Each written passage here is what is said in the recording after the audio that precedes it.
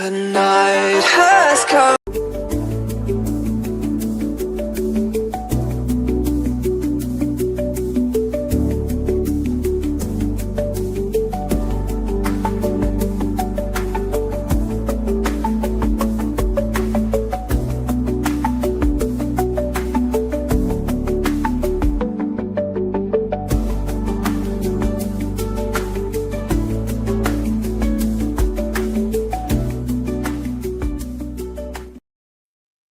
Hello, everyone.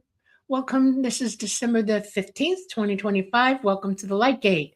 We are contacting you through the UPRN network at 107.7 FM in the beautiful city of New Orleans in Louisiana, and the UFO Paranormal Radio Network at 105.3 FM on the Gulf Coast. We come to you from Facebook, Roku, Rumble, and YouTube. I want to thank our sponsors, Carnation. Thank you very much. We love you guys. Everything you do is awesome and yummy. And when you walk in the store, it should be everywhere you look. All the Carnation products. It's great for Christmas time. Okay, Preston, we are live and we are the only ones here tonight. This is, all right. It's always weird for me to do this, you know? Sorry, I'm still catching up. I had a computer crash, so I'm a little bit out of sorts, but trying to get on track here. Okay, I think I'm ready.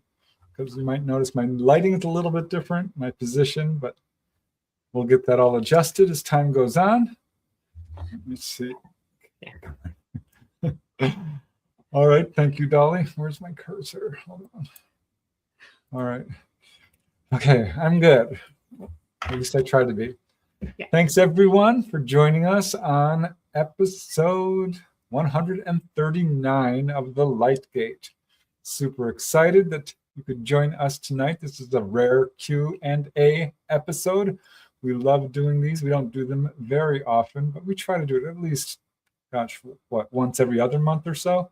Something like that, yeah. So we do have some great guests lined up for you next week and beyond that. But today we are doing a Q&A, and you are our favorite guests. So I already see some questions in chat already, but please don't be shy. Let's get those questions lined up and let's have some fun.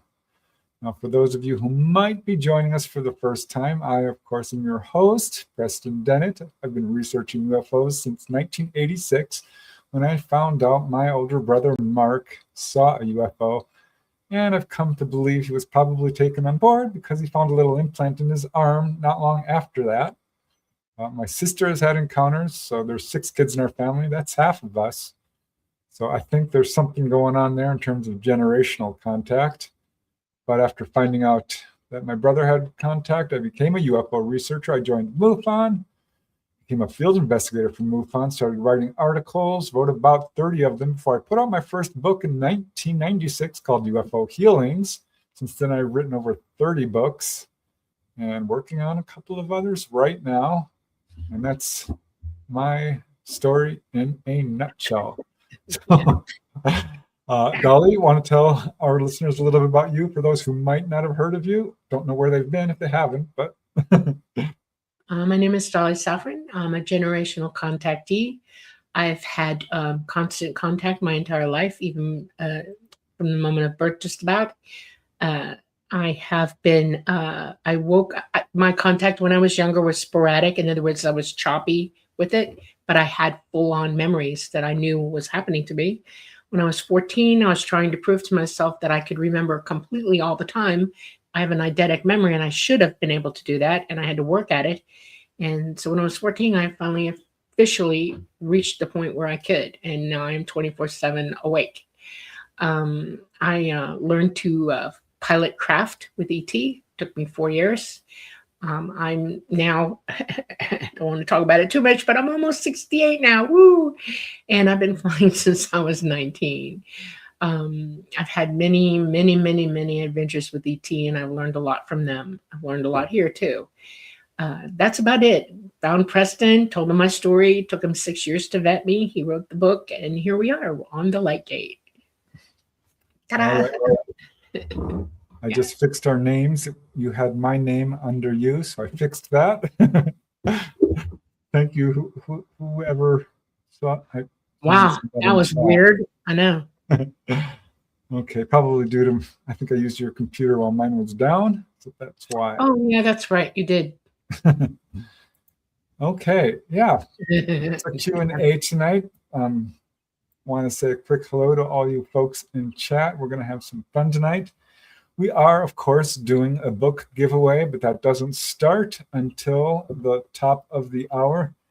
I've got a secret number written down, and I think we're going to have all kinds of fun with that. Let me just make sure I have that secret number here. I do. This is going to be the book we're giving away. Undersea UFO Base. It's the study of USOs in the Santa Catalina Channel and several cases elsewhere. There's been a lot of interest in USOs lately, so that should be fun. If by chance you already have that book and you win, you can always choose another, because I do have quite a few books you can choose from. But yeah, we're doing a giveaway. There will be 3 winners. I also do have a couple of quick announcements. Our hearts and prayers go to the folks in Australia who went through that terrible tragedy. So sorry. It's a crazy world these days, but love is the answer, and we all need to unite in love. And also, we would like to mention the people in at Brown University. So many people were injured there as well.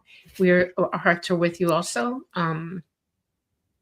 We are living in tragic times. People have begun to overreact to everything, and we're not doing okay.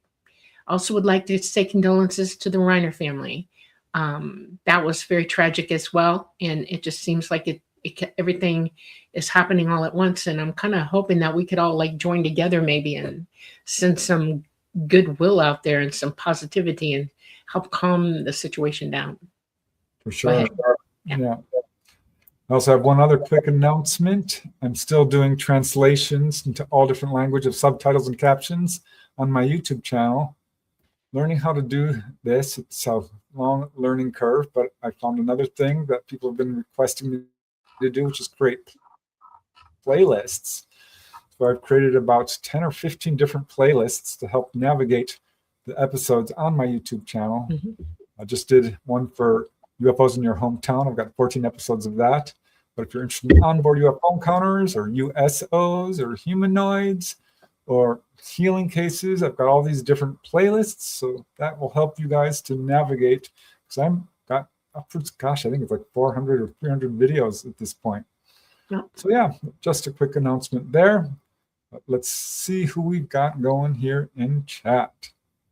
And the first one is me. It's open mic night. Get your questions in early, and don't forget we're doing a book giveaway contest with 3 winners. Thank you, Brett. We have Astrid Guder, open mic, my favorite. Teresa Lavine. Hi. Yeah. Barris says hello to all from Sydney. Hello. The lovely Louise, one of our regulars. Light Gator friends. I love that term. Yeah. Thank you, Louise. Who else do we got here? I'm going to go quickly. We have Daniel Nordine. I'm flagged your question here. Cherise Bazilla. Cherise. Little dog. Hi. And Santra Rebel. I'm going to put a star next to that. Let's see, who else do we have? Oh, I'm putting you to you questions, Santra. Thank you. We love questions on Q&A. Hello, Ruthie. Hi, Bob Thorson. Hi. Hi, Bob. Sonny Burnett. Thank you so much. Sonny, thank you very much. All the wonderful donations, you guys. Namaste. Absolutely appreciated. Namaste. Thank We you. love you very much. Thank you, Bob Thorson. So generous of you guys. Thank you. Thank you. It helps us so much. Hello, Michael Kennedy. We love you dearly. We have Patsy Foister. Hi, Patsy. And let's see, who else do we got here? Emily Howard and Stargazer. Hey. Texas Cacti sliding into the room. Okay. We got Ogaz Hanardich from Sydney, Australia. Hello. Nice. We got Hello. Von Randewolf. Hello, all. Maybe from England. Yes. I'm guessing. Yeah. Hello. We have Lynn MFTS. Lynn Nips. Hello. Yeah. We got Punkus from Manchester, UK, staying up late Oh, for us. my Thank goodness. you. A lot of you. Okay. Thank you. Fox Mulder, the Owl Man. We got Hey, oh, man. Carl Mids from England, Stan. England stud. Okay. Tim Wow. Houston. We got Martin Rivera. Martin, we're Hey, gonna have to get you Martin. back on the show. We've had you on a few times. Yeah. You're such a fun guest. I'm gonna I reach out. know. Look for me to contact you, okay? Okay, we got Microvio. Oh, Mm. yes, we changed the name. So thank you, Microvio. You were the one who noticed it first. Lucky Luciano, thank you for Ooh, joining us. molto bella. I think that's most of the people I have. I'm so sorry if I didn't get to you. I see Charlie C3D, Daniel Nordine. No guesses yet, you guys. I'm seeing guesses. They don't count yet. I'm not Don't go counting there. any guesses for the secret number until the top of the hour. Okay? No guesses yet. Stressing me out. My goodness. Oh, my. Okay. Okay, I think, we have, Chris. Hey, Hi. it's been a while. Yeah. Let's see here. Hi. Good to see you. We have CSD UFO updates. What's Hey. up? Oh, these are some good questions. Thank you. Thank you very much. I love it. Okay. Who else do we got? Oh, I'm putting stars next to these questions, so please be patient with me. Fox of the Jedi. Okay. Cool. Yep. We're ready. Let me just put a few more. Start a few more questions. So trying to catch up. You guys are really coming fast, so that's good. My bud, hello. Emily Howard, Scarlet Fire. I'm late from Boston. Oh my goodness. Hi, Scarlett. The Spanksy Fox, Joe Umbu from chilly Melbourne, Florida. Yeah, it is chilly. Melbourne. I love Melbourne. Oh, yeah. It's cold there right now. Right? You caught the cold wave. Preston pronounced it perfectly. I was wondering, actually. Brian W. saw you on Jeff Mara. Pretty cool. I love Jeff. He is amazing. Yes, he is. Tried to get him on our show, but he's just too darn busy. Okay. I think I've caught up with all the questions and the hellos. So, all right. I guess we should just get started. And I thought we would start, Dolly, by talking a little bit before we jump into the questions about that recent film we both saw and actually spent the $20-some on. It was 17. I got it on sale.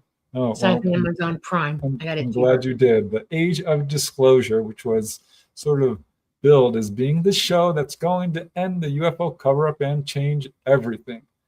And of course, what is it, 2 weeks later now? There's still a cover-up. Not a whole lot has changed. But, my opinion of the show is that there's some good parts about it and some really bad parts. Initially, I was quite excited to see quite a few of these pretty high-level people within the government and the military-industrial complex, frankly, are not my friends, and they're on my naughty list.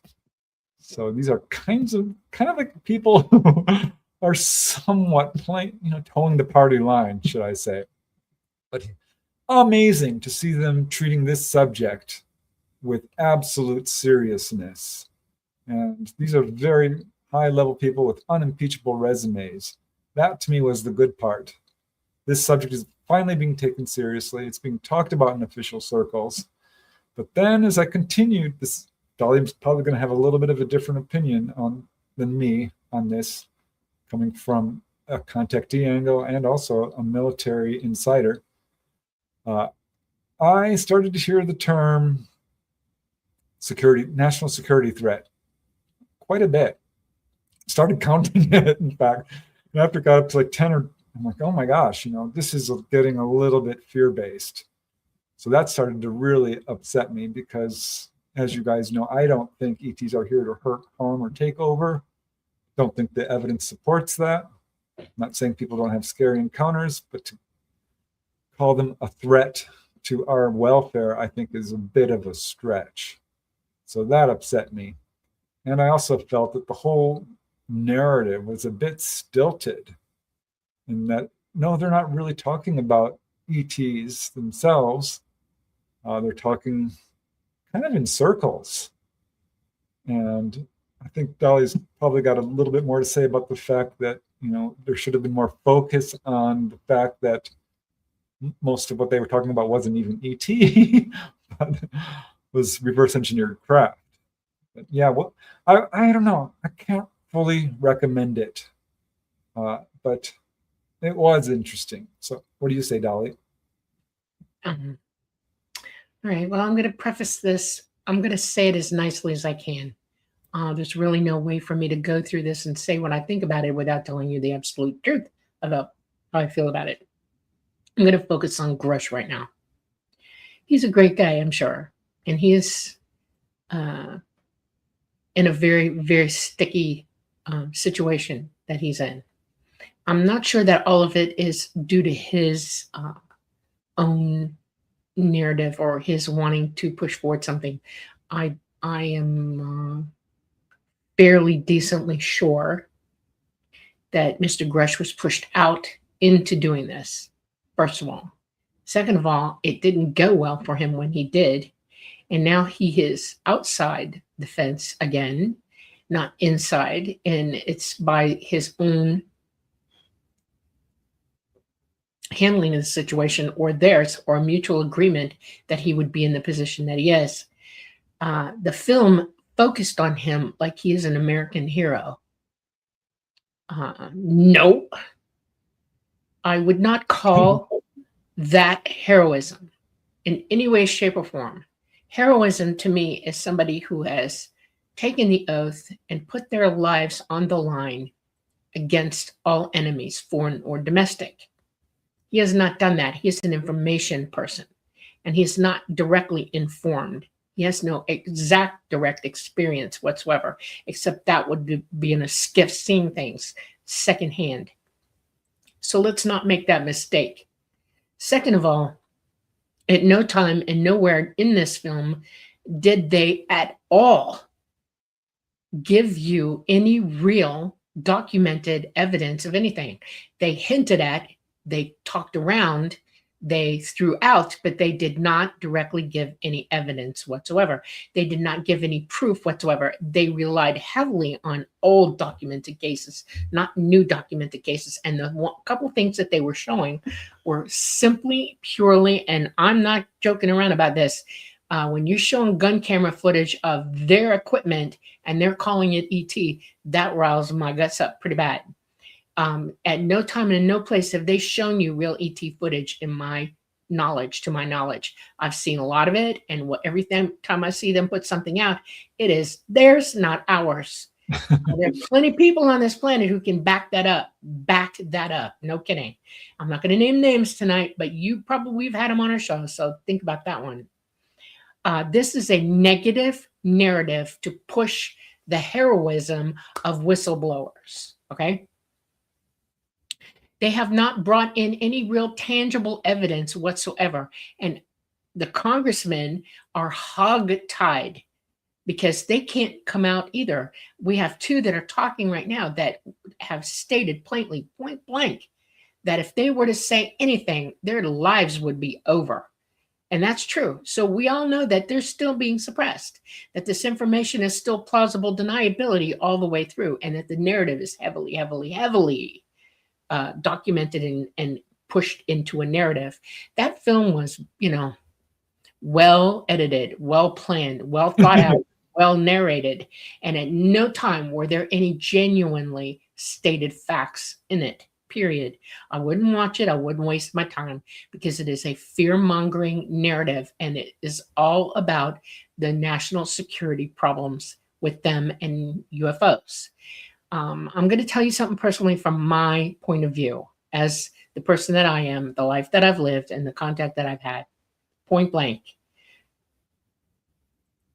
They don't know, and they're trying to figure out who ET is still to this day.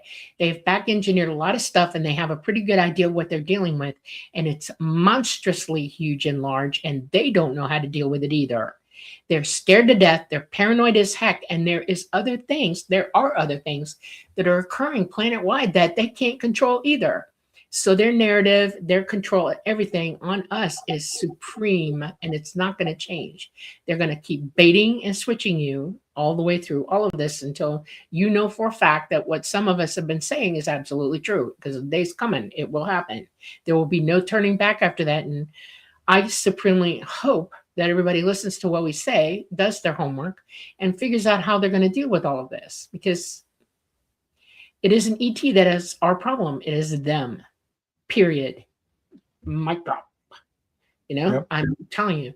You want to know why contactees are not in those congressional hearings? Because none of us would say anything that they are saying. None of us would come out with any of it. None of us. Yeah, I've come to realize that, I've always said the force behind the cover-up is greed, power, and control. But actually, I think a big part of it is the fact that we do have this technology. We're flying this stuff around. We're faking UFOs, and that's the last thing they want people to know. Now I want to preface this with this. This is all smoke and mirrors, folks, and they're dragging you off what the point is to all of this. There is such a thing as ET. They've been trying to get our attention for a long time, your attention. They got mine. They've been trying to teach you inadvertently in a roundabout way without directly interfering with your autonomy on this planet.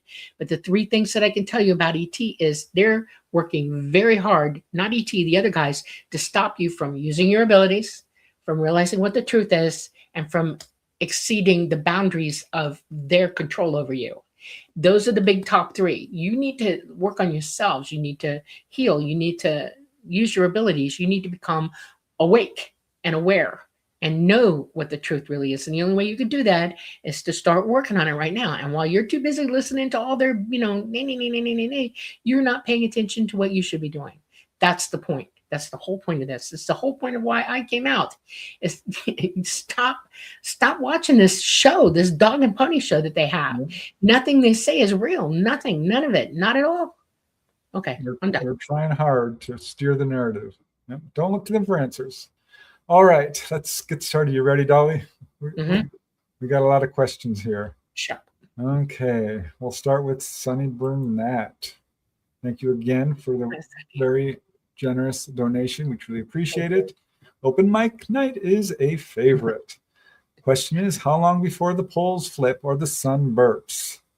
Well, you're the expert on that compared to me. I am not the expert, but I know enough about it that I can speak toward it. I pay homage to Ben Davidson because he is an expert. I've always directed you all to go listen to him and watch his playlist and learn as much as you can. You should every day. Every one of you need to learn from this guy. He's got a huge playlist. Start at the beginning and work your way through it. But to give you a general idea, is there's no way to predict anything. We are overdue for a CME that's going to down us. Our magnetosphere is at least 40% down right now. Now they're saying that it might be even worse than that. Our poles are not finished changing yet, not at all. We got closer to, depending on how fast they decide to go, and this is the problem. Nature's nature, it's going to do what it's going to do. Okay, when energy's incoming on our solar system, and then our sun's giving energy, and then we're taking heavy loads, there's a circuit. We bing, bing, bing, bing, bing, like pinball right off of one another. Our poles could change rapidly, or they could slow down again. Right now, we're in a phase where it has been rapidly advancing. Every 5 years or so, it doubles in the speed that they are changing, but we're still looking at a couple of years yet before they completely go and do the thing. In the meantime, we have all these anomalies going on because of it, because now we have chaotic energy in our magnetosphere and everything's all over the place. One of the things I could point to is the South American anomaly. That is where probably our new South Pole is going to be. Just saying, okay? And it's like a crazy zone because there's a great big hole of nothingness, energy, but every now and then something really pops off in it and they have no way of telling how or why or when it's going to happen. That's because our magnetosphere is so chaotic. When I say magnetosphere, this is the emission of all the electromagnetic energy from the core of the Earth coming out in waves, okay? We have North and we have South Pole, and we have the North Pole waves going like this, and we have the South Pole going this. And it creates an electromagnetic barrier to push away certain types of radiation and sleuth it around us. 40% down means that now we have problems because that energy can leak through. Big holes in our magnetosphere show up because the energy doesn't stay solidly placed out. It shows little holes and it comes through. The more earth-facing a CME is for us, even a small one, like an X-class CME, X-class 5 could do some real damage to this planet. If it's earth-facing, it doesn't change polarity as it's coming in, and we have solar wind affecting the push of it coming in faster. It's really complicated. That's why I say, look at Ben Davidson's show and learn. So when you hear me talk, you go, oh yeah, she's right. She knows. I want you to know. I want you to learn this stuff. All right. So my question would be then, just on a estimation basis, what would between be now and 2030, you're going to see it happen. I'm guessing. In terms of the poles flipping? No, the CME downing our grid. The poles will finish flipping after that, and it might take about 7 years before they finish. And then our sun, because it's sluicing through an electromagnetic current sheet, is taking on junk and stuff on its surface, and it's going to go poof, and that's a micronova. And so we're looking at a micronova probably 2038. And in the meantime, you have no electricity, no way to take care of yourself, nothing to eat or drink unless you've already prepped for it. And the in-between time between that CME, the pole's changing, and the micronova. All right. So go learn. Prep. That's the message here. Educate yourself and prep. Yep. All right. So now we're going to move to the next question, which is from Santra Rebel 369. I like this question. Why would little grays hide in a bathroom closet? At age 8, I found one there and was terrified. Before and after that event, I always searched the bathroom before brushing my teeth every night. Oh, this is interesting to me because this is a pattern I noticed very early on when I started interviewing people. People would have this incredible fear of the closet, and the little grays would come out of the closet into people's rooms. I've heard this, I say 100 times, dozens of times, literally dozens of times I've heard this. I'm just looking into another case right now where the guy was a tall gray this time. It came out of the closet. I don't know why, but I speculate that this is an area that they come in and out because there are probably not going to be people in there. No. But what you it does, yeah, that like children are funky. They don't always go to sleep when they're supposed to go to sleep, and they'll lay there looking like they're asleep, and they're wide awake. They'll lay there for hours like that. Okay, there's no determining children how they're going to be sleeping. ET can hear you think, but it's hard to determine if you're awake or not. ET will like signal your brain and say something to you psychically and see how you react to know whether you're deep down in or not. Okay. Not all of us do that. And children especially don't, because they're wide open psychic. They're way more psychic than you've been practicing to be. They haven't been told no yet. And so ET will pick a place that's near them to wait to come in once they've gone out. Okay. And it's the ET AI, the little AI grays, they're biological AI. It's not that they're scared. They're not afraid of you at all. But it startles them to realize that you just opened a door on them and whoop, there it is. They know better than to approach a child who is scared, freaked out, and can either scream their head off and wake up everybody in the house or beat the heck out of them, because little kids are pretty good at that too. If you ever remember being on a playground, there's certain kids that can just come at you in seconds and let you have it. And if they're as tall as this small gray, they can take it apart limb by limb. So that's what's happening. It's literally staging, wait for you to go to sleep, so it doesn't scare the heck out of you. Make sure that you're, a little bit more out of it before they contact, so that they got enough time to get you aboard. So that's what that is. And then the kid knows it. They're awake. They remember the whole thing. And now they're looking for them. They won't forget. They're like, it's in the closet. I know. And they have to think of other ways to come. And that's what that is. They're just staging to pick you up. That's all it is. All right. Because what it's caused is people have closet phobia. Or under the bed phobia, or in the wall phobia, or, behind the closet door phobia, or, yeah. All right. Yeah, that was a good question, because it's absolutely a pattern I see over and over again. And like I said, looking into a new case, which I'll be presenting on my next YouTube episode about humanoids. Okay. Thank you, Santra Rebel. And here is another question from Santra Rebel. And this one is, Why do aliens make people forget their experiences by choice or protection? Can these memories return later when the time is right to fulfill a purpose on Earth?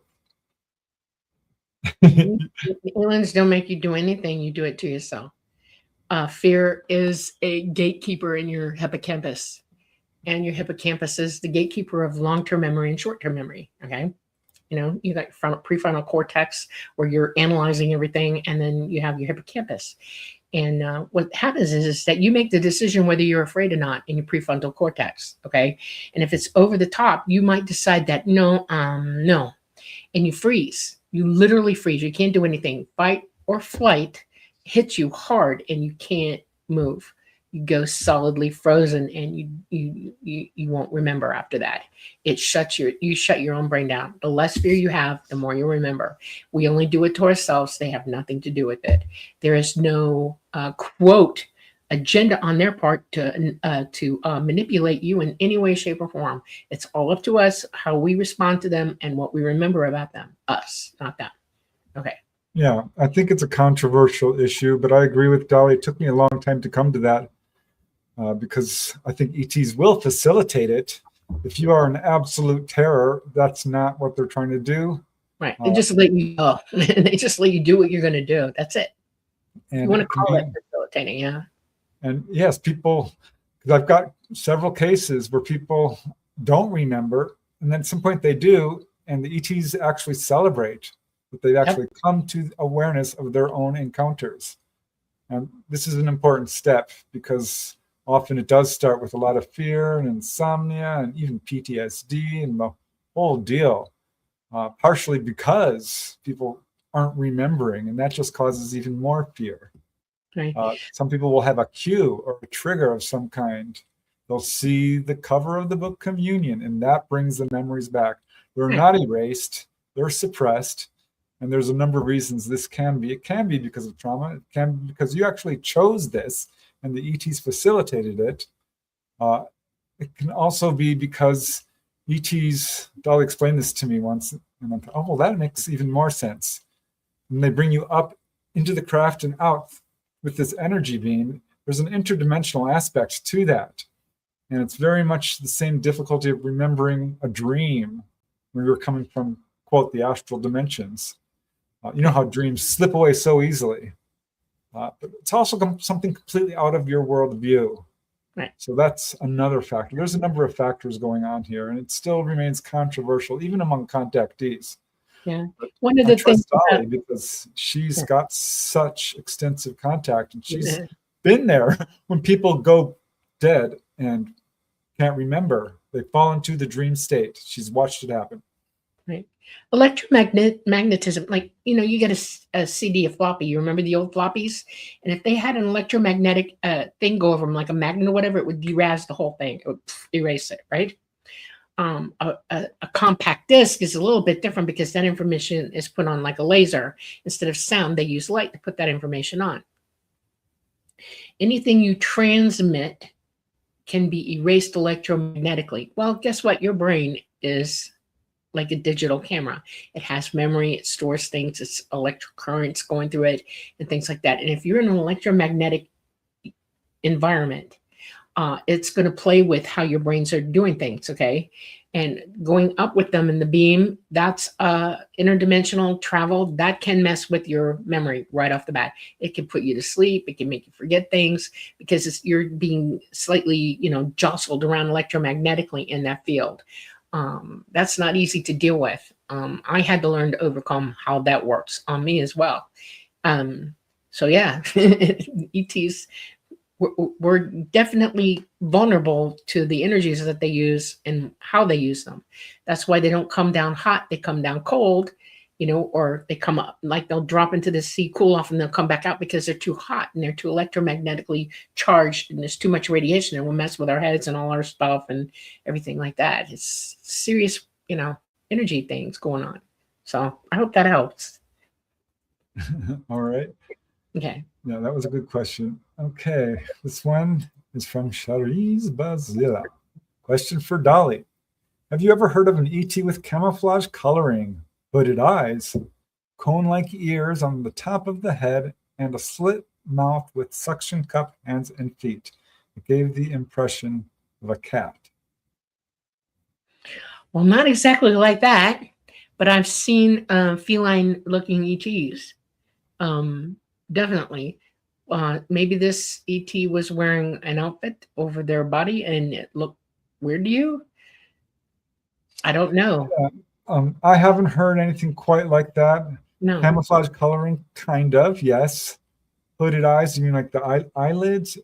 Some will wear hoods, absolutely. Ears can come in all different shapes, even on people. So that the slit-like mouth is pretty common among reports of ETs. I have heard cases of people seeing suction cups on the fingers, but not like hands so much. No. But the variation of, as Dolly calls it, ancestry is tremendous. We see it here on Earth, and it's even wider among the ETs. So, you also have to ask yourself, what state were you in mentally when you saw this? Could it have been you writing over what you were actually seeing while you were seeing something? We do that a lot. We paradolize all kinds of things, and this might have been some way for you to understand what it was that you were seeing. I don't know. So I'd like to know all the particulars about it. You should write me and let's talk about it. Okay. Yeah. Draw it. Drawing it would also be very helpful to try to visualize what you're talking about here. Yep. Okay.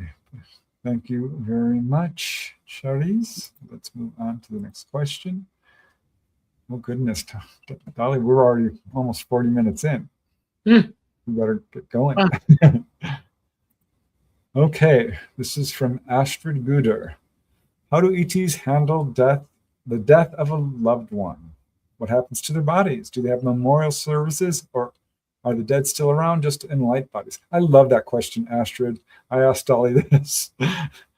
Death is not a fearful thing for them. It is a natural part of their existence, just like it should be for us. Everybody dies. If you're in the third dimension and you have a body you're in, it will eventually give out and you will leave it. We're always here for the babies to be born, but we're not always as present for people to travel beyond. ETs are not like that. They are always present for that. They always have almost like a happy gathering together while the person is transitioning, and they will often OBE with them to help them go through, follow them across to make sure that they're fine and their transition is a good one. They are spiritually evolved to the point that they see life and death at the same time. It's not a big deal to them. All parts of who you are, your consciousness is who they are, and they live in it. They live in the fact that they have a body when they have a body, and they live in the fact that once the body is done and they move on, that they're still themselves, and they just transition across and they do the next thing for themselves. It is not a big deal at all. There's no loss of, there's no grieving. It's all joy for them, all of it. It's incredible. They don't have memorial services. Why would you memorialize somebody that you're still in contact with all the time? I'm not kidding you. You don't need to. They're there. They can interact with them even after death. The body. They usually go to cremation. They do cremate, or if they're on planet, they have something like that there. But they give the body release. They give the energy that creates the body release from the material part of the body after death. They do it very quickly. And that's an understanding of how energy works. There are no embalmings, there's no burials or anything like that. So. Yeah, from what I've been able to understand, that's exactly right. ETs have a very advanced understanding of other dimensions. Death is just a transition. They absolutely know this. For them, it's not a big deal. And in fact, when they're born, they can even bring back the memories of their past lives much more easily than we can. So it's not a big deal at all. It's us who make a big deal out of death. And I think we're learning, even here, that it's not as big a deal as we might think it would be. Yeah. it's certainly interesting. People have seen deceased loved ones on board UFOs, by the way, a few times. ETs will facilitate a meeting between a living person and a deceased person. Right. So I'll give you, for instance, half of my relatives still talk to me from the other side. I'm never alone. They're always with me, and it's just as natural as being for me. I can contact them when they want. They contact me when they want. And the information that we release to one another is different than if it would be in the body, but still, there's communication going on. So, okay. all right.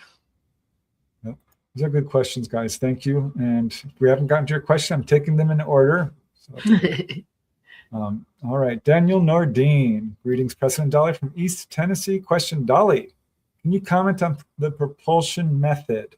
Is it counter-rotating mercury toroidal fields inducing a strong electromagnetic field that can overcome gravity? No, and that wouldn't be propulsion either. That would be anti-grav. That would be levitation, not propulsion. Propulsion is when you use atmosphere to propulse yourself through the atmosphere. Okay, and it's not anti-grav. It's you're using the air and a winged vessel propulsing through the air, like a boat in the air. Only it's got wings, and you can use the air currents to hold you up or bring you down. ET does not use propulsion of any kind. They don't use rotating either.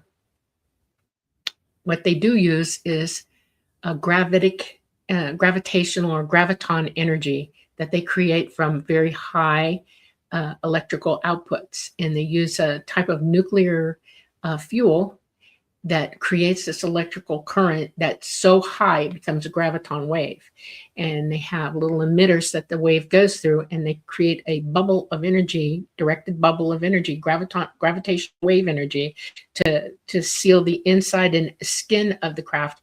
And then there's another one on the outside of that to protect it from incoming space objects and stuff, or going through light gates. And then there's another small field. I have a small field graviton generator around the actual source of the fuel itself.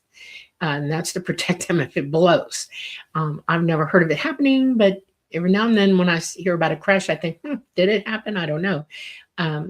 So they protect themselves. They also use batteries. All craft have battery banks that can hold graviton wave energy. And when they come in from light gating in outer space, when they come through, they can't be in full power. It's too dangerous for us. It would burn up half the planet. Everywhere they went, they scorched the earth. So they go to gravity and battery power. It's less radiational but it's still graviton energy, and they can do the same maneuvering inside our magnetospheres. That's how it works. Cool. Okay. All right. Next question is from Texas Cacti. Where's Duchess? Almost got you to do a spit take there, Dolly. She's on the couch asleep. We were out of town, so she was in a kennel. And comes home and goes into a coma. She was in the for 4 days, and she's like very happy there, and she gets to run around like a crazy person, and she has all this energy and fun. And did she come? Yeah. Hi, Duchess. Hey, baby, come here. Girl. I tell you, this dog, you can't. There she is. Here's our baby. 140 pounds or 50. 160, yeah. Oh, girl, you're famous. You're on TV now. Or not TV, but you're on our show. I tell you, she's psychic. We didn't call her. I guess just saying her name was enough, huh? Yeah. She's in the other room. All right. Well, here's Duchess. Thank you, Texas Cat. Here she is. Yeah. All right. Moving along. Let's see. Just a reminder that it's open mic night. You can do your questions. And at the top of the hour, in just a few minutes, we'll be doing the book giveaway contest. And I'll announce how that works in just a second. Okay, moving along. Oh, I want to bring up something real quick.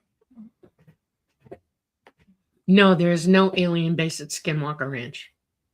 No, I don't think so. There's weird activity there, but it's been taken over by the military-industrial complex to steer a narrative.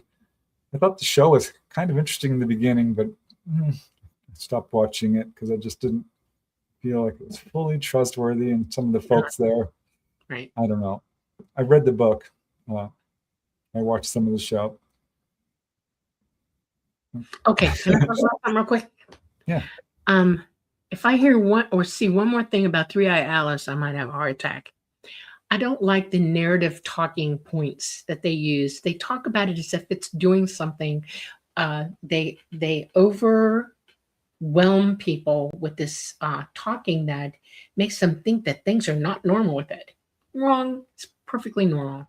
It's a comet. It's mostly planetary material, and it's doing its thing, and it's not coming back here. It's on a trajectory to go away from us. It has no elliptical orbit whatsoever.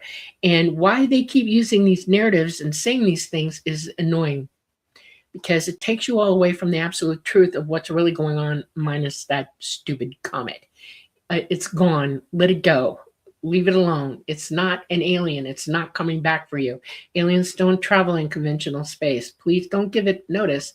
As a matter of fact, you need to click on the thing that says not interested. If y'all could please start doing that so they'd shut up, because it's not true. Anything they're saying is absolutely incorrect and not true. The way they talk about it, I mean, I could say, oh, I've had this. I don't even want to go there. I'm not going to go there. I could become really repulsive, and I'm not going to do that. And it is repulsive to me to read their rhetoric. It's crazy. Okay, go ahead. I don't think Atlas is anything other than a natural object for a number of reasons, which we've actually talked about several times. Right. ETs don't travel that way. They don't. It doesn't. There's many, many reasons why this could not possibly be ET. Now, what we do have, and you need to pay attention to what I say. There is an asteroid out there that they know about that is probably going to hit our moon somewhere around between 2029 and 2032, depending on what it does before it gets here, how it's affected by space incoming. If it hits the moon, the moon is a solid object, okay? It's solid. If it hits the moon, it's going to eject stuff off the moon, and it'll shoot it into our gravitational pull, and it'll circle our planet, only it's going to hit it right in our asteroid, in our satellite area, okay?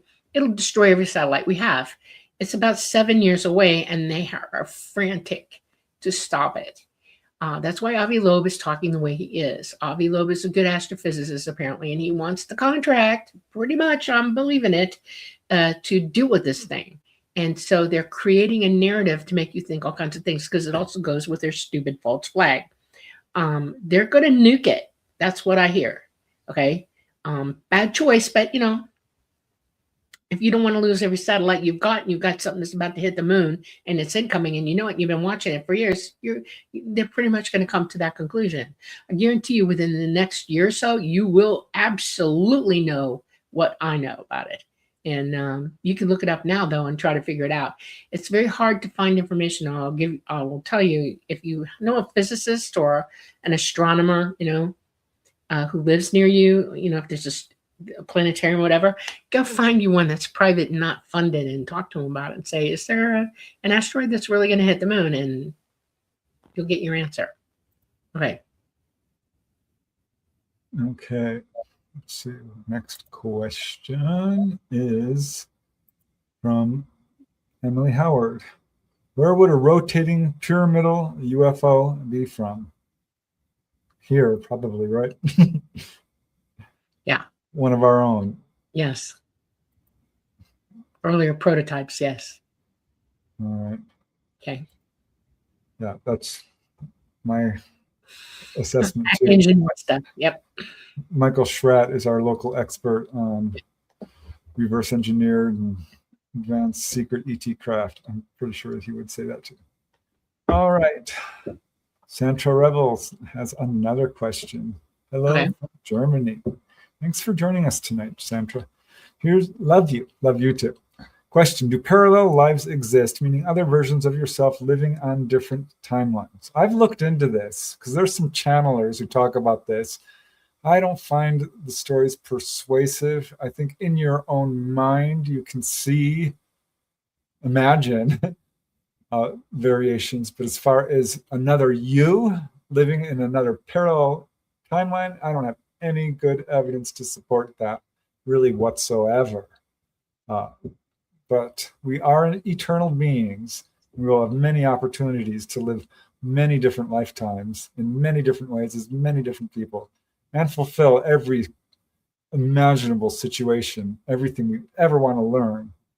So I think some memories can sort of hint to that because we have lived a very long time before this lifetime. But I don't know. What do you say, Dolly? You can't live in the third dimension here and have some other part of yourself living in a different timeline. There's no such thing as a different timeline. It doesn't exist. There's only one timeline where you are, where you're at now. The only thing that I could tell you that might be where people get this idea from, and it has nothing to do with timelines. It has to do with consciousness. Your consciousness is being projected out. It's projected out into this body, and you're still in source at the same time. Like you're connected to your body, you're also connected to source consciously. Okay.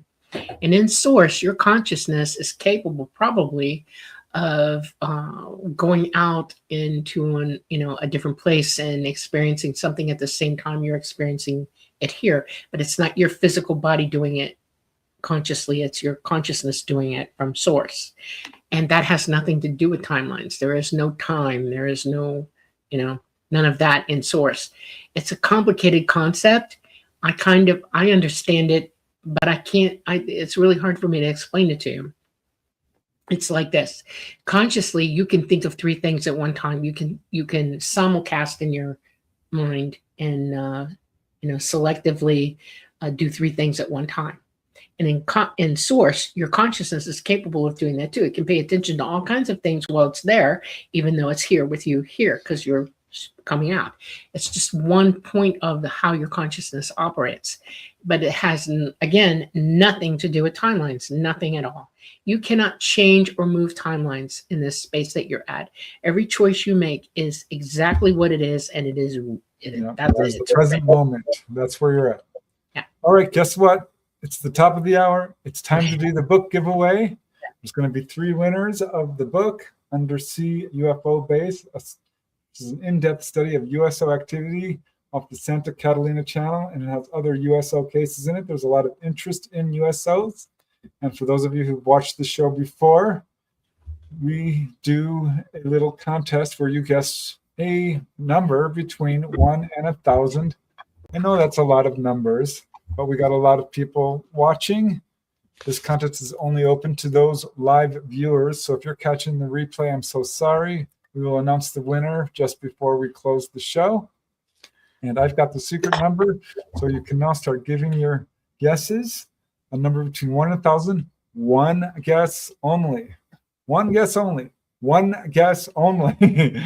You can't guess 2 or 3 times. You only get one guess. Just want to repeat that because I've had a few of you give multiple guesses. So yeah, that's the book giveaway. Guess your number between 1 and 1,000. You have about 50 minutes to do it, a little less. And I will start looking at these numbers that are streaming in at high speed while I give Dolly the next question.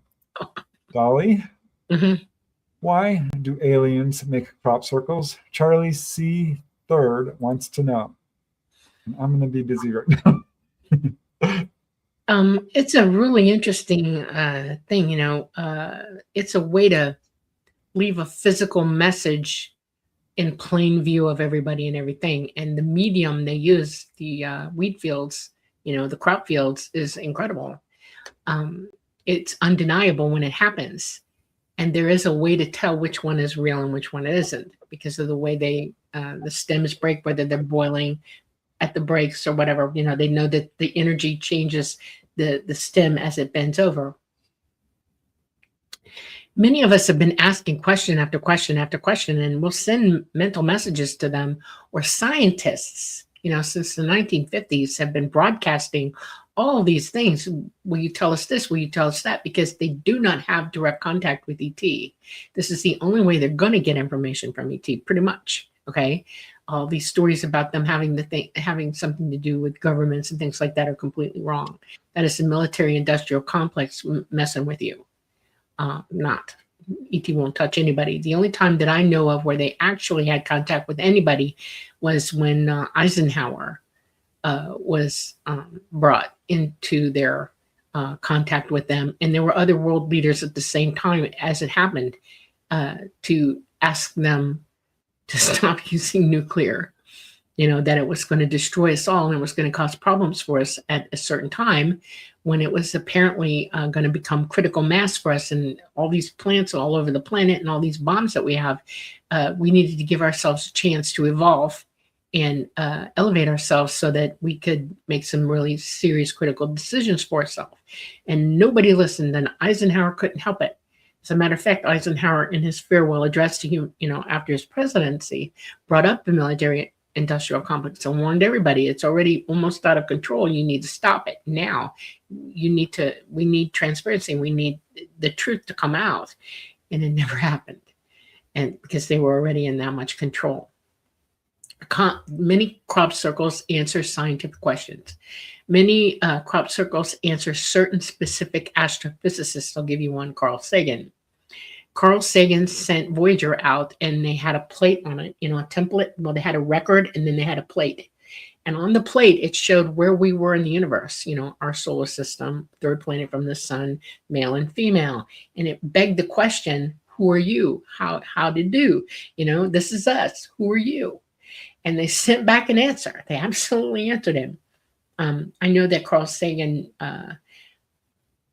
did not openly discuss ETs with people. He was heavily funded, and he was pretty much gagged about a lot of things. But I think that in the back of his mind, with that answer, he was more than happy to know that they were going to answer. Too many people have tried to fake crop circles, and it's really easy to tell the difference. So of all the crop circles there are, I'm going to tell you probably about 70% of them are real, and the other 30% are not. And you just have to know what to look for when you're looking at it and what it means. Most of the crop circles that are ET driven are mathematical in nature and answering real serious questions for scientists and astronomers and astrophysicists. So that's what they are. Preston, right. You got somebody? I don't know what the number was. You didn't tell me. No, I didn't have time. Sorry, I was rushing. So okay. You can't. Dolly, Charlie C. Third also wants to know, can you do a barrel roll in a UFO? Yes, sure can. What approximates a barrel roll? Yes. Yep. We can flip, flop, fly, skim, skip. We can do anything in them. Anything, any maneuver we can. If we've learned how to do it, you bet we can do it. How about that?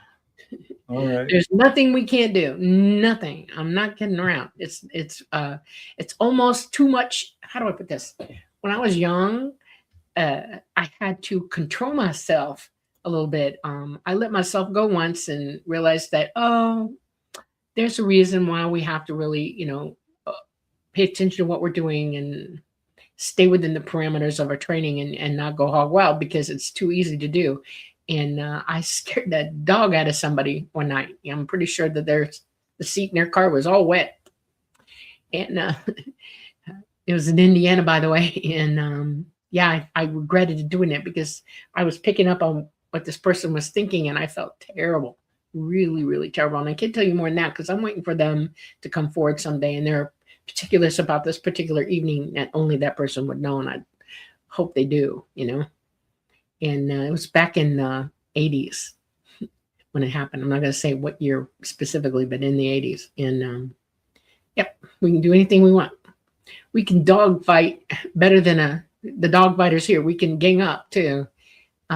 We can cover all parts of the plane, under the wings, above the cockpit, below the tail, above the tail, on two on each side like this, and stay with it all the way through. They can't get rid of us because we know what you're going to do before you even think to do it. That's how fast we think, and that's how fast we can maneuver and react to you. So, okie doke. All right. I think I've got some winners here, but it's still time to give a guess on a number between 1 and 1,000. One guess only. Did anybody hit it right on? I'm not saying. Ooh. Not yet. Okay. But we've got some people who, whoever comes closest Okay. gets the book. One guess only, a number between 1 and 1,000. We'll reveal the answer. Now, is it just one book you're giving away or three? No, there'll be 3 winners. 3 winners. Okay. You already have the book. You can pick another. You can pick another. Yeah. All right. Now, my answer is why ETs do crop circles is just to get us thinking and to announce their presence and to import knowledge to us. Pretty much what Dolly was saying. But so I agree if that's what you said, but I was kind of busy. Yes, it is. And as far as ETs doing barrel rolls or Dolly in a UFO, of course. Have you seen these things maneuver? Oh my God. Okay. Carl Mids, what do you think about this metallic orb that's floating around? The one the guy tried to drill into? Are you talking about the boogosphere? The boogosphere. Don't think that. Dolly made a good point. It's got resin in it. When do ETs put resin on the outside of the craft? Nope. The Betz sphere, BETZ. Look that up. I think that probably is ET. I asked Dolly about that, and she's like, "Yeah, that looks like one of their pieces of technology." Yeah. But I don't know. Some of the stuff is probably our own orbs, or what do you call them? Yeah. Drones. Definitely. Yeah. Okay. Moving along. Flea market gold. Question for Preston and Dolly. What do you think of Reiki? I had my first session with it, and it was surprising how much it connected to what I'm doing and feeling.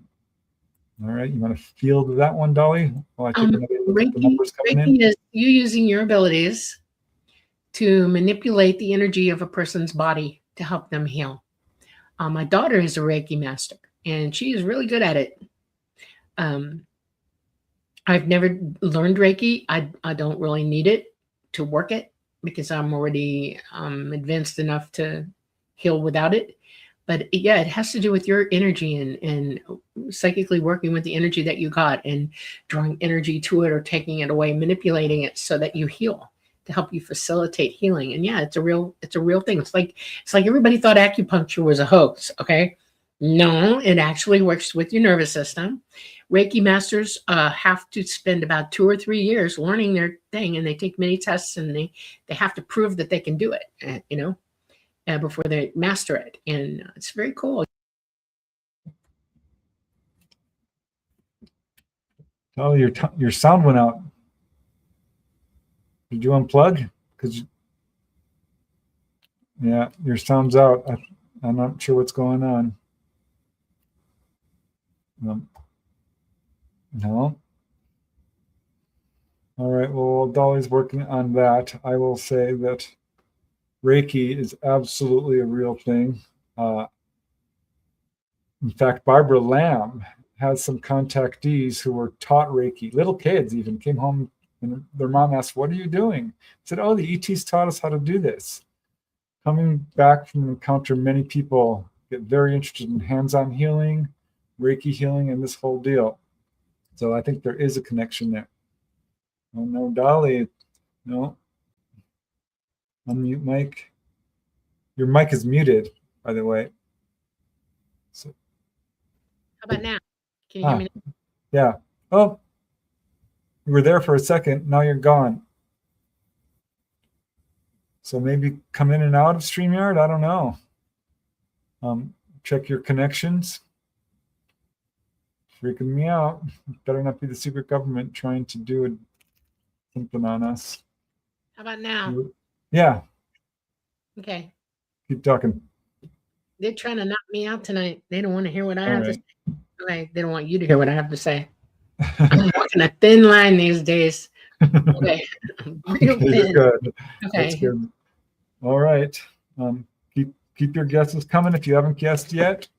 Number between 1 and 1,000. Looks like we got 3 people who are going to win. So still time. All right. Next question.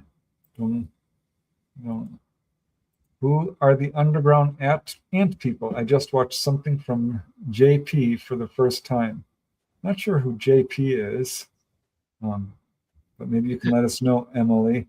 I do know that the ant people is sort of a Native American oral tradition or history of ETs that lived under the Colorado sand dunes in that area.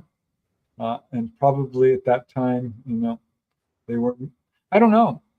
All I know is this is a Native American sort of, I don't want to call it It goes completely. way back. They're Yeah. not here now. They don't exist now. And it's another iteration of people who were trying to show them how to live underground to protect themselves when things happened. And like I said, it's more than 12,000 years ago. And it's lore, and it may have changed. And then, in other words, it may not be exactly correct, So. People are talking about healing and alternative healing. It's a big part of what ETs actually teach people. Yeah. Okay. Yeah, acupuncture can actually help you control pain while they try to heal your gallbladder. Because it can get infected. 9 times out of 10, that's why they have to remove your gallbladder, because you've got too many stones and it gets infected and it's just off the charts and there's nothing you can do. They can do gallbladder surgery that's less invasive, or they can give you, it's sort of like, bust up the pieces that are in there, like your kidney stones, break them up and you pass them through, your gallbladder over time with antibiotics. So yeah, absolutely, it helps you to get over it. Yep. Yeah, acupuncture is one of the leading treatments for arthritis in Eastern countries, even today. Yep. All right. First timer here. Micry Repair 1226. Nice. Thanks for joining us. Okay, your question is, do you think ETs are our guardian angels? I wouldn't put it that way. I think it's been perceived that way by some people, and there are accounts of people who perhaps thought that they were being visited by guardian angels and healed or had their lives saved, when it may have been an ET. It may have been what you might better term a fifth dimensional entity. Having researched angelic beings and demonic beings, I do believe they exist. There's some controversy about exactly their provenance, who they are, where they come from. But I don't know that I would call ETs angelic any more than I would call them demonic. But they absolutely will help people in many, many ways in terms of healing, saving their lives, providing information that will save their lives or set them on the right path, and do all the things that we kind of ascribe to angels. What say you, Dolly? They are our progenitors. We are related to them. They're us. We are them. We are all one. And they watch over us from that perspective. We were put here for a reason. We're here to learn. We're here to evolve in the condition that we're in. And it's a school, literally a school. And they are sort of overseers, or not overlords. They just watch us, okay, and hope that we make contact with them and can try to reach them on their own level. Now, those are the third dimensional ETs we're talking about, like the Greys and the Nordics, Tall Whites, those guys. Then there are the fifth dimensional ETs, who are light beings. They have no corporeal bodies. They're light beings. And they can come in and make you think you're seeing angels. And then there's ETs who live between the fourth and the fifth dimension, where we're almost into the fourth. We're kind of living in the fourth dimension ourselves from the third. And every now and then you're able, with your psychic ability, to see them. They just show up and go, whoa, who are you? And if they're following your life because they live in the same dimensional space with you, they will try to intervene and help you from time to time. And that's where guardian angels came from. That's where they were believed, that's what they were seeing. They were making up lore about it or trying to explain it to themselves, through religion, what they really are. But it's a dimensional being just outside this dimension that you can actually interact with if you're psychic enough to do so, or it wants really bad to help you, and boom, there you go. Hope that helped. All right. Hold on. By the way, shadow people are second dimensional beings. Black, matte, black, their shadow, that's a second dimensional being. Okay, go ahead. All right. Dorsey Bitzel is asking, do you feel that being an experiencer makes you special, or does the lack of an experience make you special, being that it happens so frequently? I'm going to say a big no to that. Correct. More special. I'm just like y'all.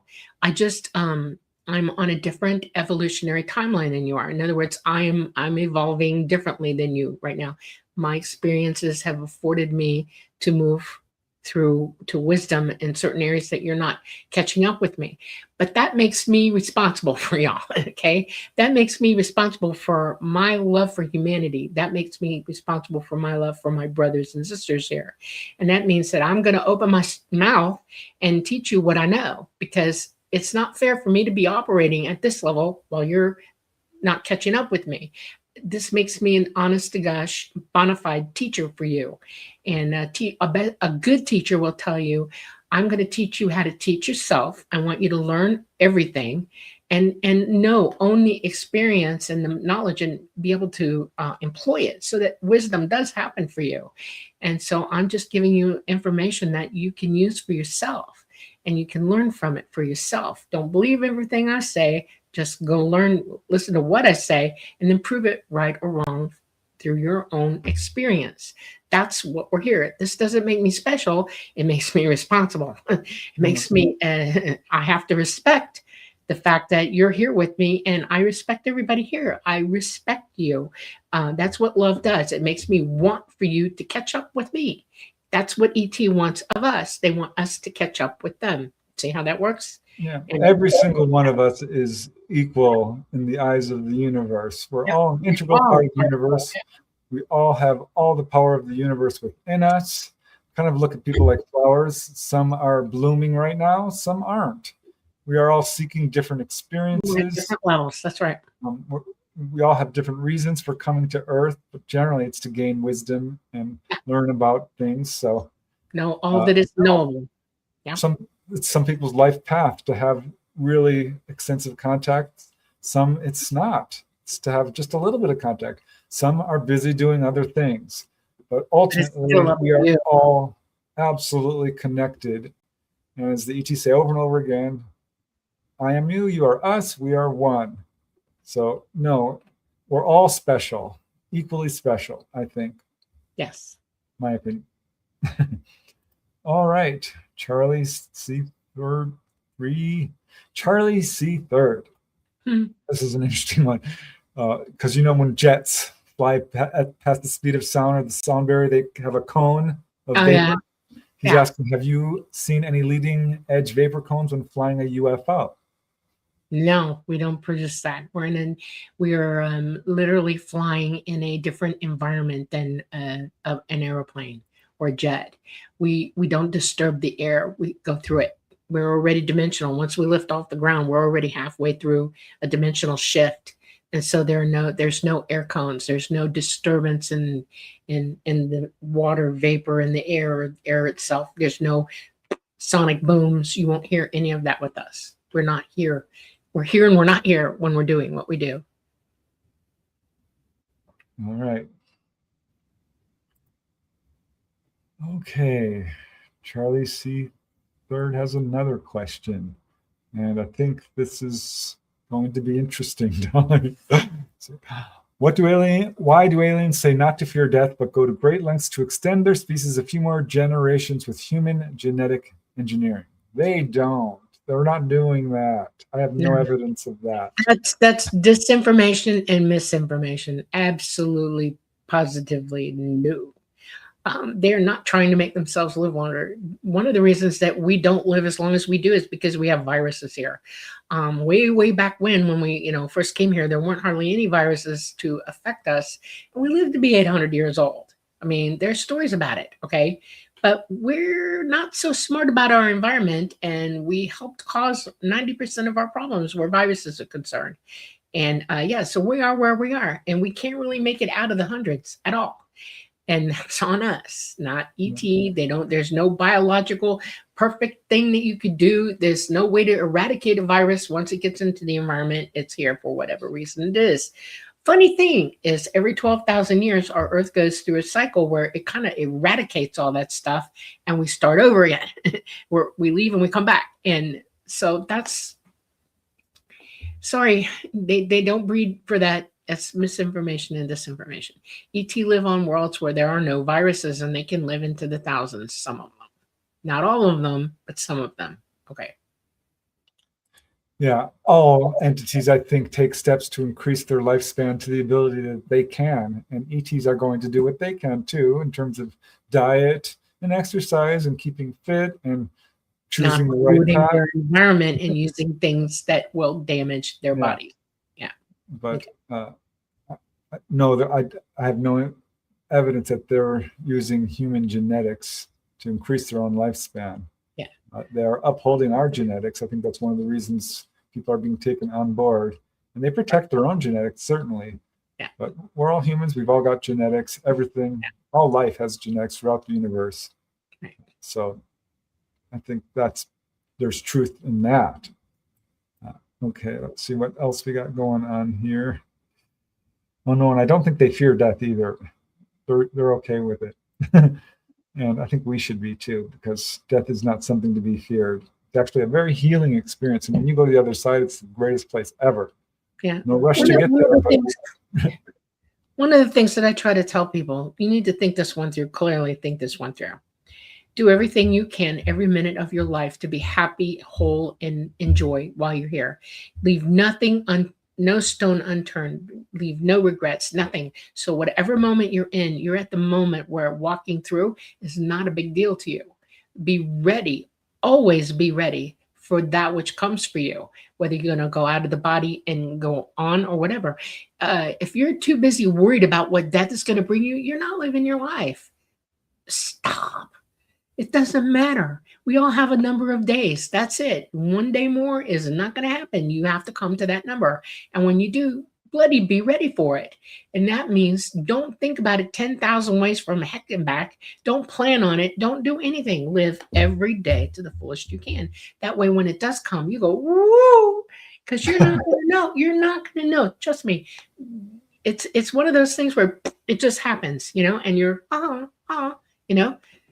some people who are sick get a warning, they get some time, but they're already trying to leave when that happens. People who are coming to the transition in that way are already half gone anyway. And they're just waiting for the body to dump so that they can finish the transition. There's a million different ways to leave here. Make sure that you're happy before that happens. That's all. Don't plan for it. Don't worry about it. Give up thinking that stuff. It's wasting your time. It stops you from living your life, period. Right? Okay. The collaborator says our spirit is eternal. So that should remove all fear. Yeah. It really should. And you can actually learn that firsthand by doing astral projection. If you want to learn how, I can teach you. I'll send you a little guide. Here, I'll put up my email. Just send me an email and I'll send you a guide on how to do it. It's not that hard. Yes. There we go. Okay. Now let's move along. We still got like 30 questions. Okay. Santra Rebel. Question, is there a portal in the mountains of Machu Picchu? I once astral projected there and saw a place that looked like a portal. The powerful feeling I had while it was active was unforgettable. I don't have evidence of that. Astral projection is really cool because you're in the other dimension there and there's stuff going on that you can't see, perhaps in the third dimension. Certainly that seems to be a really sacred place for that culture. There must be a reason for that. I don't know that there would be a portal there. I can't really speak to that. Remember when I told you about there's an anomaly in South America right now, in the South Atlantic? And people perceiving these as portals, they're not. There's no such thing as a wormhole that you can go through. It's not a portal. A portal means door, right? A doorway. While you're in the physical 3D world, you can, in your conscious, and you're seeing things as it is. You see energy fluctuating all around you. You see energy incoming. And it's really hard to understand what you're looking at unless you have all knowledge for it. In other words, totally understand what you're seeing. So humans have a tendency to explain it one way. And if you've heard about it explained that way, you're going to go in that direction.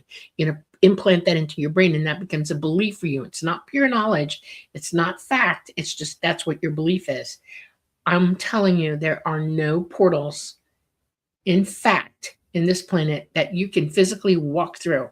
The only way you're going to go anywhere is if you're in command of your body and your energy and you teleport it yourself. Okay.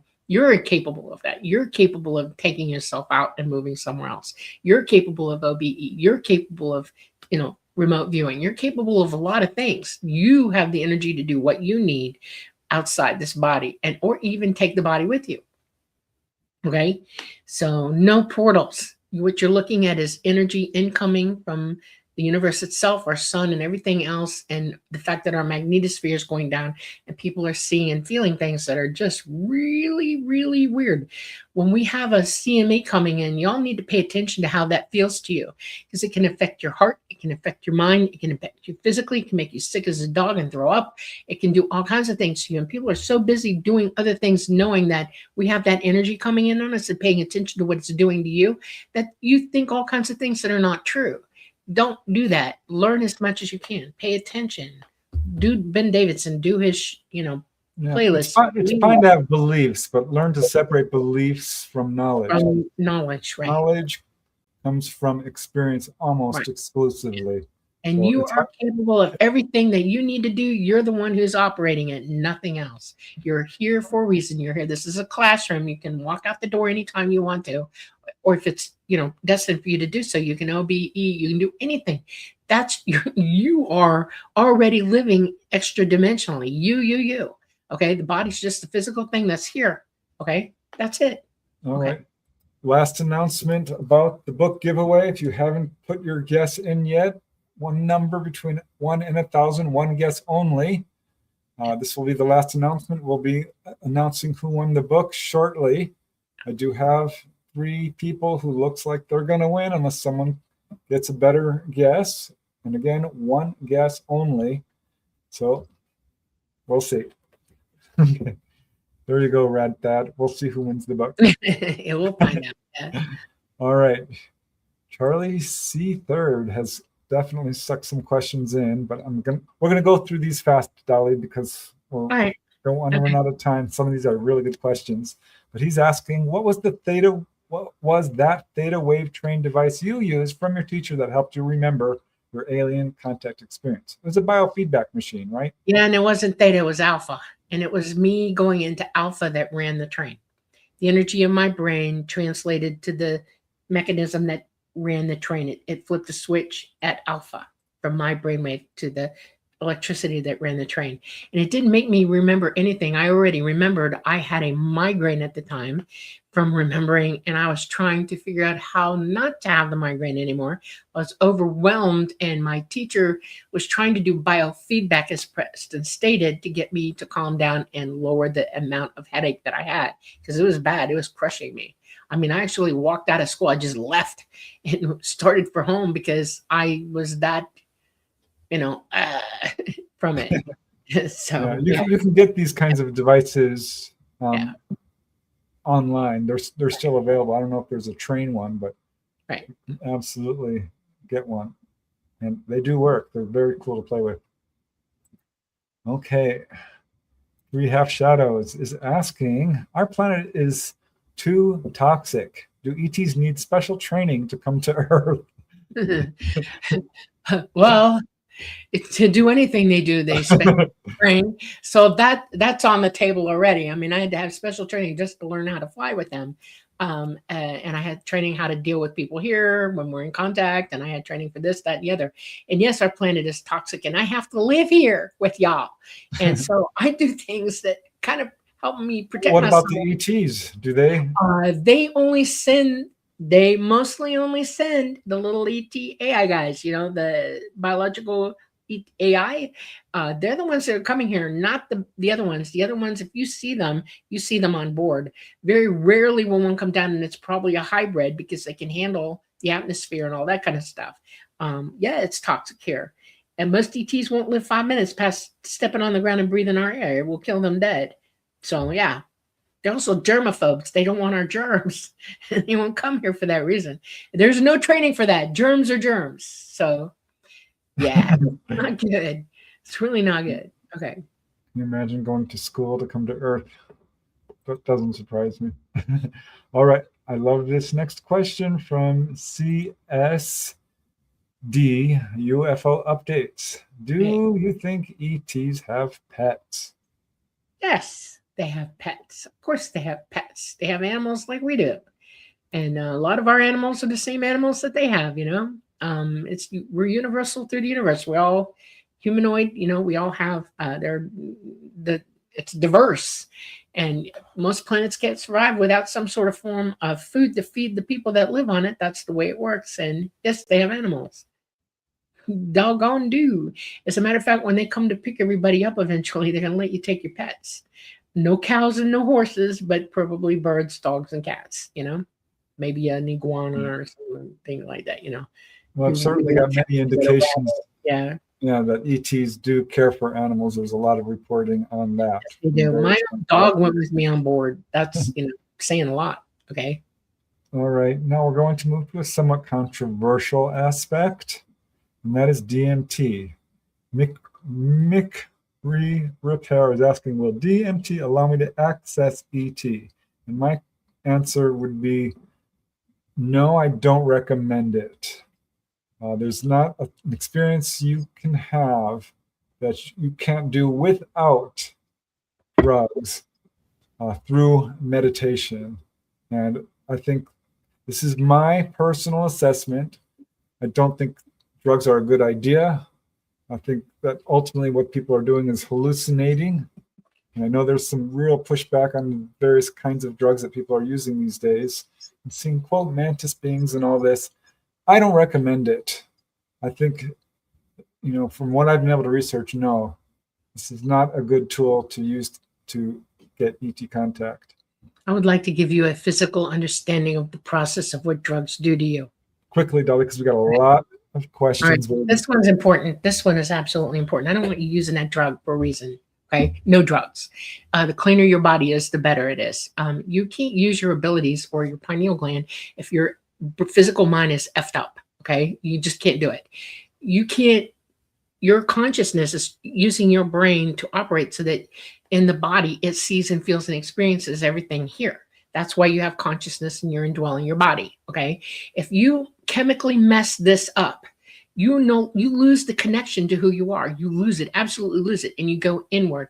You're only circling around in your own brain pan when it happens, and you're dreaming all kinds of stuff. Your physical mind can't get out because the wire, the connection, your pineal gland cannot no longer transmit out or receive signal from who you are. This is exactly what you're doing. That's why the bloody governments of the world want you drugged up so that you can't use your abilities. Stop it. Just stop it. Okay, do not mess with your physical body. It's another way to toxify yourself so you can't use your abilities. Period. The end. Stop it. Okay, go ahead. All right. I know you guys are asking what is the winning number and who won the book. We'll be announcing that in about 10 or 15 minutes. Okay. But we're not quite there yet. Okay. Okay, here we go to the next question. 3 Half Shadows is asking, do you have any book recommendations on psychic or energy development? Oh gosh, there's a lot of information out there. My own book on how to astral project, I think, is one. I don't want to toot my own horn, but any book on astral projection. Robert Monroe, William Buhlman are 2 of my favorite authors. There's a lot of people out there teaching astral projection. I think it's a great way. Yeah, I want y'all to think about Russell Targ. Go read his stuff. Oh my God. The boy knows what he's talking about. And he's like 88 or 89 years old now. Please do it before he passes away. You can write him a letter. He might write you back. Your psychic ability is there for you to use right now. You just need to learn how to train it yourself. And that's what Russell Targ teaches. Once your psychic ability is munching up and you're able to do it, you're going to simultaneously amp the ability to OBE, to remote view, to use psychometry, to levitate, all that stuff. It plays into it, but you have to learn how to do it again because you weren't able to teach yourself in the manner you should have when you were little coming up. And yeah, it's all about meditation. Yeah. I'm going to have to write a book on it because there are a lot of books out there. There's no secret to meditation. It's just really ultimately relaxing and quieting the mind. So read all you can on it, and ultimately I think you find your own method that works best for you. Because walking in nature does it. Swimming, listening to music, or playing games, psychic games. Go get the cards, the color and the squiggly lines and all that stuff. Keep a notebook, write down when you're doing it right. Play with others, have parties of it where you sit for hours and you just pretend, you don't pretend, you practice being psychic together and you keep score. Make yourself learn how to do it. It's like riding a bike. You got to get on, you got to pedal, right? Well, you have to get on board with what you are, who you are, and how you operate. And practicing and absolutely doing psychic things means you have to do psychic things. So practice. All right.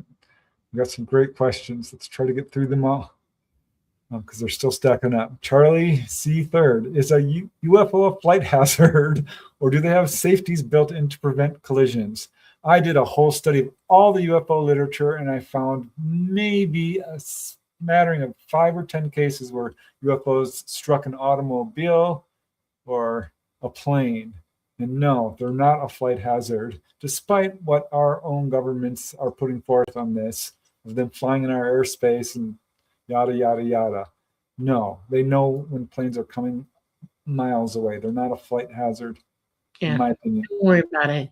The only crashes that happen are because the magnetosphere is messed up, and it's been for the last 100 years, and they crash because of that.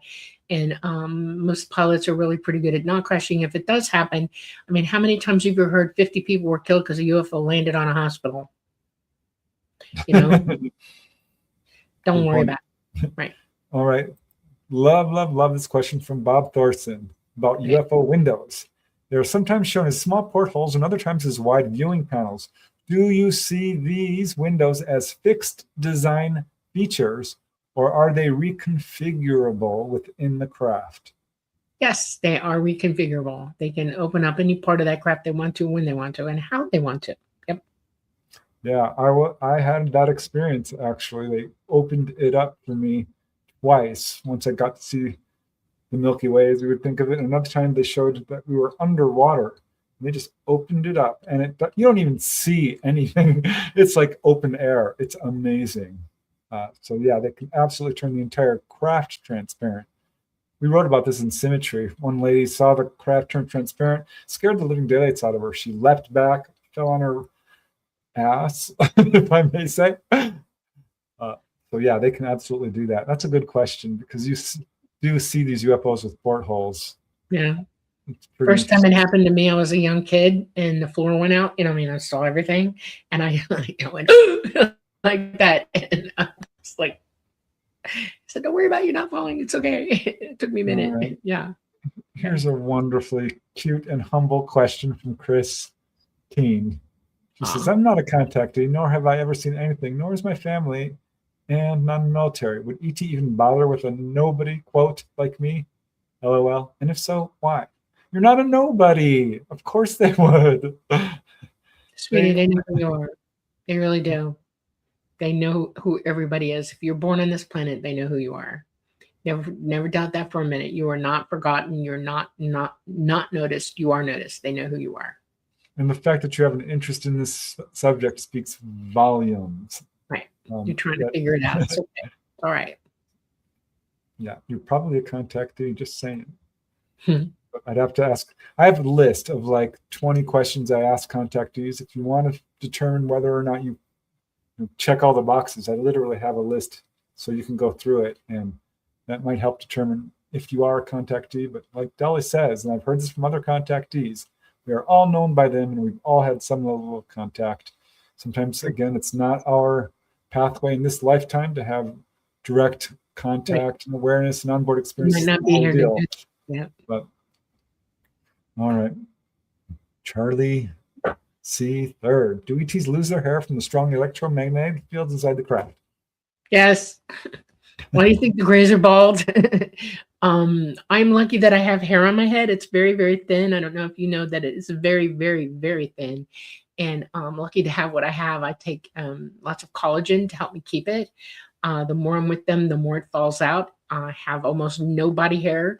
Haven't had it since I was a kid. My friends hated me because I didn't shave, and I can't. You mean you can't even hardly see my eyebrows because they're just not there. There's not enough hair to do anything with anywhere on my body, and it being in that electromagnetic field, it just electrolyzes you. It comes out terribly, comes out, and it don't grow back. It's gone. So.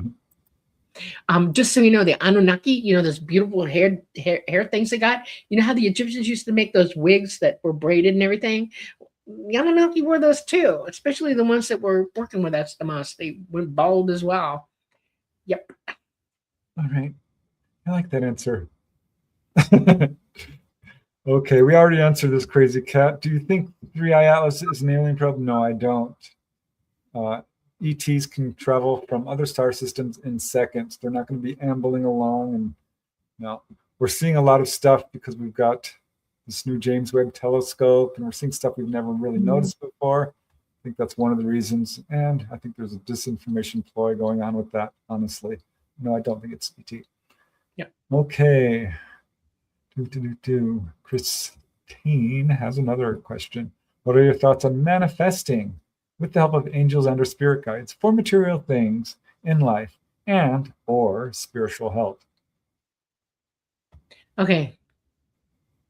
Let's put aside all this terminology for 5 seconds, okay? Just leave it on the table, okay? Hear what I say clearly. Don't go there in your head while I'm talking about this. Hear what I say. Don't use those terms in your mind while you're thinking about what I say. You are 100% capable of bringing into reality anything you want. You do it in a bunch of ways. You plan, you think about it, you dream about it, you want it, you desire it. You start resourcing in the back of your mind, and you start observing everything around you, and you start looking for opportunities for this to accumulate in your life and become a reality for you. That is a type of manifesting where it's your ability, your power, your energy, drawing yourself to, going to what it is you want. This is how this works in the physical world. Nobody's going to give you what you want. You have to give it to yourself. Now, the universe hears you thinking and can facilitate energy with you. In other words, you draw the energy from the universe to get what you want, but it's still you working toward it. If you think, like, I'll give you for instance, okay? When I was a kid, I wanted a log cabin really bad. I wanted one. I wanted to live in one. I dreamt about it. I wanted one. My father drew me plans to build one. I have a cousin who builds log cabins, okay? I wanted a log cabin. And then one day I woke up and there it was for sale and I could get it. And guess what I did? I got my log cabin and I lived in it for almost 13 years. And I was happy as a cow, okay? Happy. It took me a lifetime to get to it, but I got it. And it's because that's what I wanted. And I had every opportunity to find it when I needed to find it, and I did. If you want something, it will happen for you because you're looking at it. You're sending your energy out to spot it, to see it. Your mind is already, radar is working 24/7. Like, whoop, there it is. Nobody gave it to you. You helped yourself resource to get what you want. That's how that works. You're the ultimate force who creates things, but I do think we do have spirit guides out there and even ETs who will facilitate things to the extent that they can and sort of urging you in the right direction to perhaps meet somebody. Yeah. In an emergency, I've seen people get rescued. No kidding. As an ER nurse, we have stuff come in all the time where it's totally unexplainable. How did that guy lift that car? Well, part of it was him, but he had somebody with him helping him jack it up to get it out of there. I've seen people live past the point of no return because they have energy coming from something else, like another being who's with them, holding them through. Because it's not the way to manifest is through prayer, through intent, through imagination, through desire, through focus, through intention, wrapping it all together and not giving up and getting what you want. And taking every opportunity to do it. Because that's what it really is. It's an awareness of an opportunity combined with all the practice. I wish y'all would take the energy that works in getting what you want and actually using that to learn all you can learn. That works even better. Put your energy into that and see what happens to you. Yeah. We love you, Christine. You're so okay. All right. We got to move through this fast now. True heart intent. Do ETs start to come out of your closet in the middle of the day? Yes, we talked about the closet thing. Yes. That does happen. Yeah. Okay. Charlie C. Third. What is the dye that glows under a black light on experiencers? It's not really a dye. They Wait. When you're on board, you accumulate the dust, you accumulate the air, you accumulate, particles all over your body. Electromagnetic, changes the energy on your skin and stuff like that, and you kind of like you'll glow. It happens like every time I go to a bowling alley and I've had contact recent, I glow. I light right up. It's embarrassing, and it's because you've been in that environment and it just sticks to you. It's not a chemical or anything like that. It's just everything you're around, all that energy sticks to you, and black lights pick up on it. All right. We're very close now to having to end the show. I think we can squeeze in 10 minutes, but we'll have to cut it very sharply. Okay. Okay. So I'm going to go for 5 more minutes answering questions, and then I'm going to announce the winner. Question: is Earth really a prison planet? Anya Starseed wants to know. No, it feels like that, I think. But no, we can leave at any time we want. We come down here purposefully. Right, there's somebody trying to make you afraid. Let it go. No. All right. Timothy, any idea why I sometimes know events beforehand? I have never been contacted that I remember, but I have several very vivid, repetitive dreams. It's a natural talent. Precognition, healing, mediumship, astral projection, past life recall. These are all things we can do normally, naturally. Even You're born with levitation. the ability. You're absolutely born with the ability. You have all the equipment. You're on. So yeah. Midnight Frequency Radio. Any thoughts on recent comments made by Richard Boylan? Don't know. I know who he is. He's one of the first to. You have to tell us what he said. Yeah. I don't pay attention to everybody. I haven't seen that one. I know who he is. I've met him, so I'd be interested to know what he had to say. So if you want to pop that in chat, we'll try to get to it. Okay. Charlie C. Third. Why do UFOs absorb water on Earth? Is it for fuel, or do they need to replenish it? What's going on?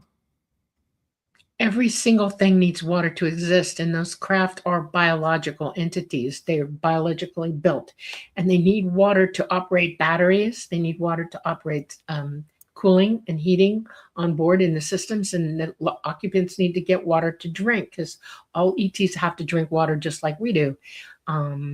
Water is an important thing, and they don't absorb it. They actually bring it up and load it. So yeah. Yeah. Many cases of ETs collecting water. Actually had a personal experience with that. Okay. Patsy. Hi, Patsy. Do different aliens contact a person for different reasons? I've had 3 experiences: reptilian, a gray, and a dark figure. Yeah. Yeah, you come in contact with different people or entities for different reasons. Yep. You just answered your own question. You knew the answer to that. Okay. All right. This is a nice question from 3 Half Shadows. And please be brief, Dolly. As a pilot, you must have seen some quite beautiful sights. What's your most beautiful experience? Ooh. Want to think about that for a second? Watching a supernova. Oh, very cool. We wrote about that in Symmetry, so check that out. I love that question, though. That was crazy. Imagine the things she's seen. Good, and Jupiter being hit by Shoemaker Levy. That was cool as heck too, because I didn't expect it. It was amazing. I learned a lot from that one. Okay, it just amazed me. It broke up, and when it went in and what it did, and it was glorious. It was absolutely glorious.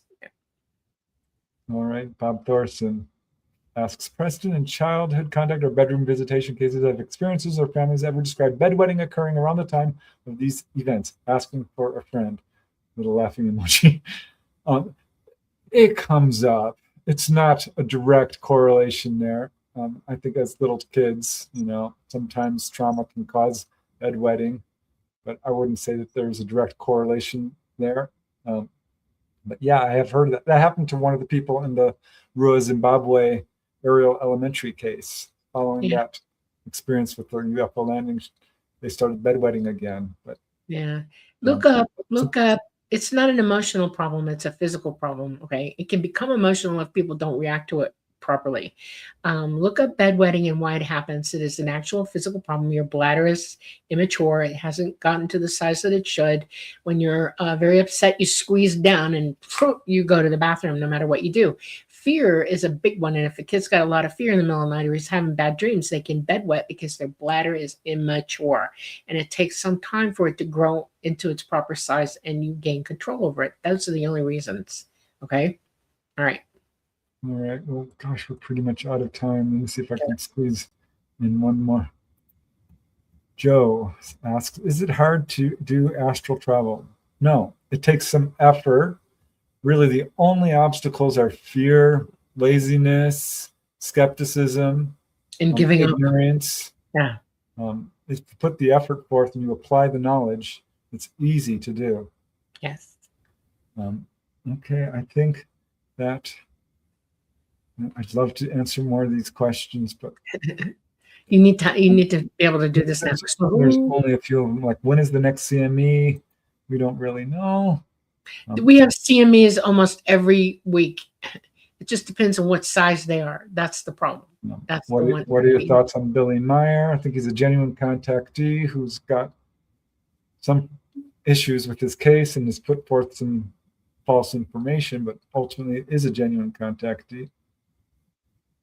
Do aliens not want us to eat meat? No. Not poisonous meat. But we're carnivores, omnivores, and carnivores. We're mostly carnivores, and yes, you need meat. Period. Okay. But not meat that's filled with hormones or anything like that. Yeah, so, not tainted. Yeah. All right. So Rocco is asking, what was the winning number, Preston? There you go. Texas Cacti. You're waiting for the amount. Mark should. I know. I am too. You can tell me. All right. The winning number is 883. And the person who came close is Rocco. Hey, Rocco. Away. A few of you came pretty close. Johnny J, I'm sorry. Sally Forth, Go Alone, you just got edged out. So I'm pretty sorry, but Rocco is the closest. And after Who's number two, number I three? think it is Timothy Adams at 876. And Scott Wilkinson at 898. Cool. So a few of you came really close. Rocco, the closest, 5 away. Amazing. So yeah, you guys are the winners. Here, I'll pop up my email again. Email me. Let me know where to send the book. And I will send you a signed copy of Undersea UFO Base. If you already have the book, please feel free to pick another. Go to my website, prestondennett.weebly.com. I've got 32 books. You can certainly pick one, but beware that some are out of print. So I might not be able to send you, but should be able to. Yeah, he's got copies of everything. Those are the winners. Thank you so much, Rocco. Congratulations. Yeah. Timothy Adams and Scott Wilkinson. Amazing.